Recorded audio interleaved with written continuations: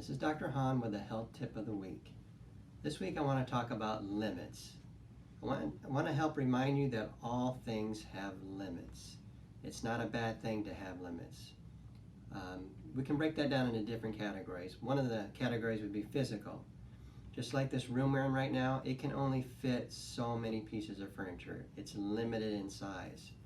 Or sometimes you drive over a bridge and you see it'll have a weight limit. You know, do not exceed this weight limit because it wouldn't be safe to the structure of the bridge if it was too heavy. And even what I can carry physically, right? Whether it's one person, two people, three people, or so many bags of such and such, there's a limit to what we can carry. We also have limits in performance. Now, performance is kind of a combination between the physical and also the will. So think about it if you were a runner, you know, you're getting physically exhausted and tired, but you keep pushing yourself, and sometimes you develop a stress fracture. Also, I would like to use this human performance graph just to kind of help illustrate this too. So as our productivity increases, so does our stress. And there comes a point to where we hit our maximum. It's like, this is what we can handle. So if we're 90% full, we're not overly stressed out, we can handle it. We get to 100%, and you can see once we get to 100% and beyond, then we're developing excess stress, and eventually exhaustion and burnout will occur. The other thing I want to point out too in the productivity, you're at 90% here and you're at 90% here.